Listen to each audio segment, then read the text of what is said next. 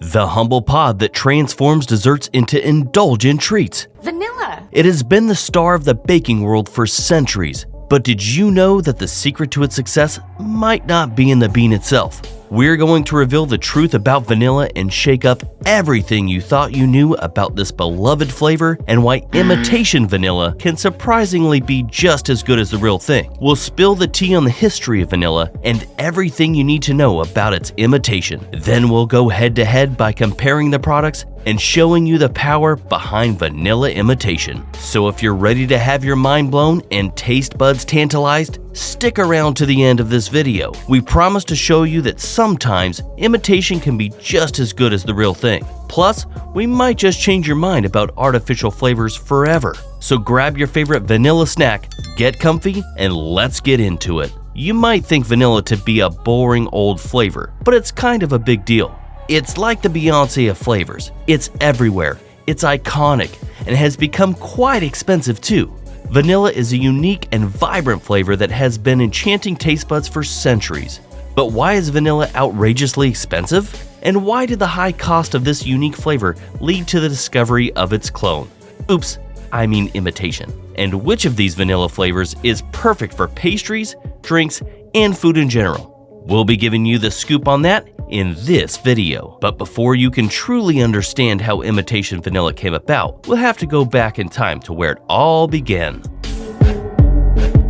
It started with the vanilla orchid, a delicate flower that blooms once a year. The orchid was first cultivated by the Totanic people of Mexico, who believed that the plant was a gift from the gods. They used the beans to make a sweet, fragrant drink they like to call chocolatl, which was the predecessor to modern-day hot chocolate. When the Spanish conquistadors arrived in Mexico in the 16th century, they discovered the vanilla orchid and brought it back to Europe. But it wasn't until the 19th century that vanilla became a sought-after spice. As the demand for vanilla grew, so did the price. This made vanilla the second most expensive spice in the world after saffron. And that's where the story gets interesting. In a bid to make it possible to profitably grow vanilla beans away from their native Mexico, a young slave from Reunion named Edmund Albius discovered a faster way to hand-pollinate the orchids, which increased their yield and made vanilla cultivation more feasible. Albius's method, created in 1841, is still used today to pollinate vanilla.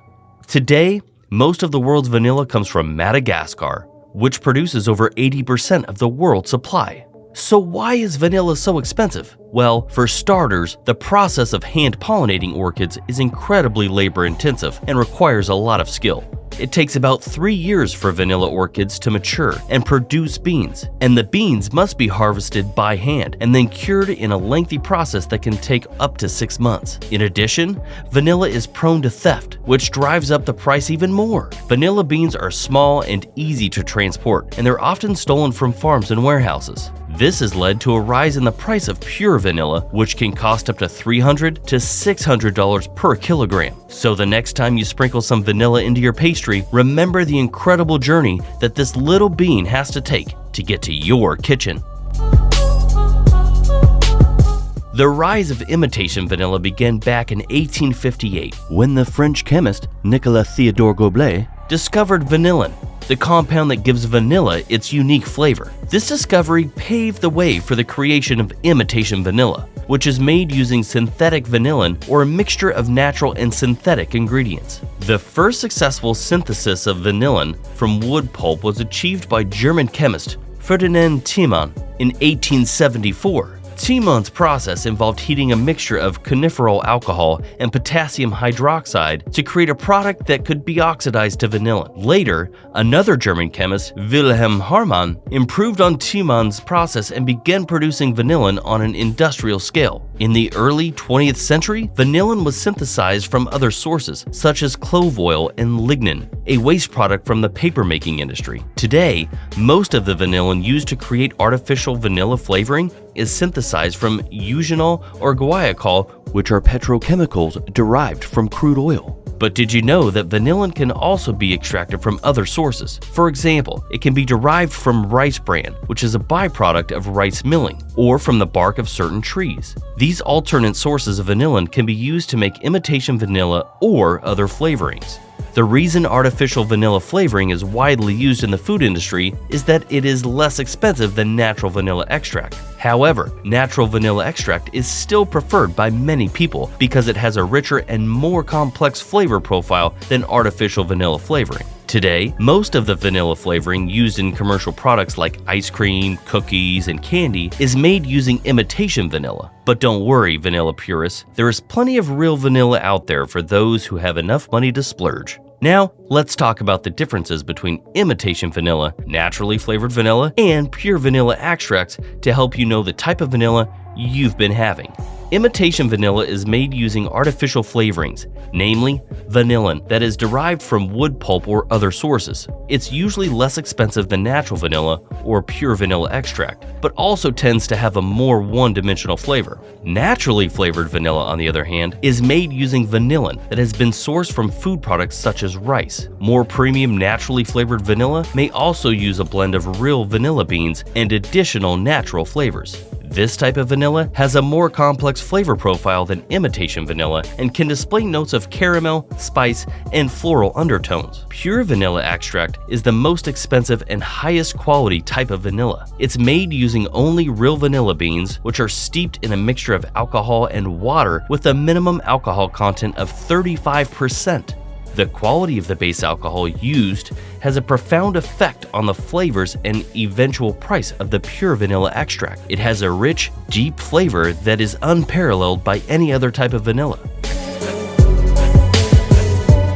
When it comes to labeling vanilla products, there are some regulations in place to ensure that consumers know what they're getting. For example, if a product is labeled as pure vanilla extract, it must contain only real vanilla beans and alcohol. But what about imitation vanilla, you ask? Well, let's just say the process of spotting the labeling of imitation vanilla is like trying to spot a fake designer bag from afar. But don't worry, we've got you covered. Imitation vanilla is often labeled as vanilla flavor or artificial vanilla flavor. So keep an eye out for those buzzwords. And if you see vanillin on the label, that's also a sign that you're dealing with an imitation. Additionally, imitation vanilla products may list their ingredients as vanillin or vanilla flavor, followed by the source of the vanillin, such as vanilla flavor made from wood pulp or vanillin from rice bran. So make sure to read the label carefully to know what you're buying.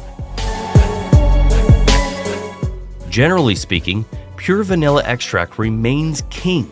Because pure vanilla extract's flavors can get lost or change at high heat, it's best used in ice cream, buttercreams, and hot chocolates where it can really shine. When baking recipes where vanilla is the dominant flavor, like sugar cookies or pound cake, pure extract is also best. Naturally flavored vanilla is a good choice for drinks like coffee or cocktails, as its more subtle flavor won't overpower the other flavors in the drink. And while imitation vanilla extract may be less expensive, its one-dimensional and concentrated flavor means that it's best used in recipes where vanilla isn't the star of the show. So if you're making something where vanilla is just one of many flavors, like a chocolate cake or a fruit smoothie, then imitation vanilla extract will work just fine. Now let's talk prices.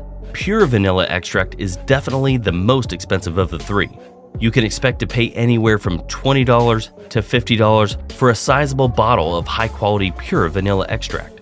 Naturally flavored vanilla is a little less expensive, usually in the $10 to $20 range, and imitation vanilla extract is the cheapest of the bunch. You can usually find it for less than $5. So there you have it, a crash course on the unique world of vanilla. We hope you've enjoyed learning about the different types of vanilla and why imitation vanilla is surprisingly as good as the real thing. Now it's up to you to decide which side of the vanilla debate you fall on. Are you a vanilla extract only snob or an imitation vanilla all the way rebel? Kindly let us know in the comments section below. Either way, we won't judge you much. Now, go forth and use your newfound vanilla knowledge to make some delicious pastries or smoothies if that's your thing. And remember, if you're using imitation vanilla extract, don't tell anyone. It'll be our little secret. See you in the next video.